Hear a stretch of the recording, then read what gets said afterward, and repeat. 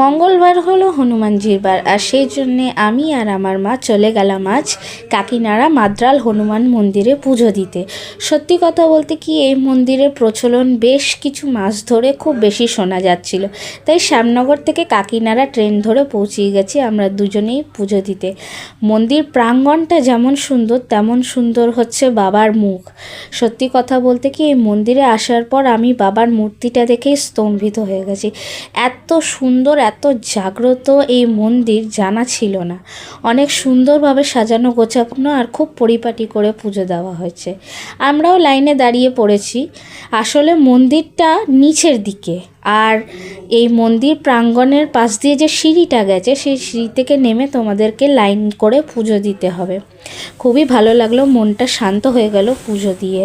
তারপর আমরা ভোগের কুপন নিয়ে চলে গেলাম একটু ঘোরাফেরা করতে। মন্দির প্রাঙ্গণের যেটা সবচেয়ে বেশি আকর্ষণীয় জায়গা সেটা হচ্ছে এই পিকনিক স্পট, পার্ক আর গঙ্গার ধার।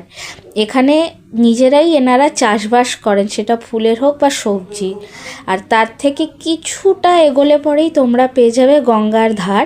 এখানে বোটিংয়েরও ব্যবস্থা আছে, এবং এই পার্কটা যেটা তোমরা দেখতে পাচ্ছ এটা একটা খুব ভালো পিকনিক স্পট, আর তার সাথে সাথে চিলড্রেন্স পার্কও। নানান রকম খেলনা, দোলনা, সব রকম শো পিস দিয়ে সাজানো গোছানো। তোমরা চাইলে এখানে এসে ছুটির দিনে পিকনিকও করতে পারো। তো যাই হোক, আমিও একটু গঙ্গার ধারে দাঁড়িয়ে দাঁড়িয়ে হাওয়া খাচ্ছি আর চারিপাশটা ঘুরে ঘুরে দেখছি। সত্যি কথা বলতে কি, খুব বেশি পুরনো হলেও প্রচলনটা যে এই কয়দিনে হয়েছে সেটা বোঝা গেছে। আর ঠিক পার্ক থেকে কিছুটা এগিয়ে গেলেই আমরা অন্নপূর্ণা মন্দির দেখতে পাই। এই মন্দির এখনও বানানো হচ্ছে, পুরোপুরি বানানো হয়ে গেলে উদ্ঘাটন হবে। আর তারপরে আমরা পৌঁছিয়ে গেছি অমৃত ভবনে, যেখানে মহাপ্রসাদ দেওয়া হচ্ছিল। আমরা এক এক করে লাইন দিয়ে ঢুকে নিজে বসে পড়েছি সবাই ভোগ খাওয়ার জন্যে। খুবই ভালো ব্যবস্থা আর পরিষ্কার পরিচ্ছন্ন জায়গা ছিল।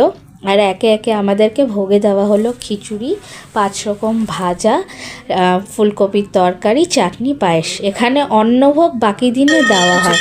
তো কেমন লাগলো ব্লগটা অবশ্যই জানি।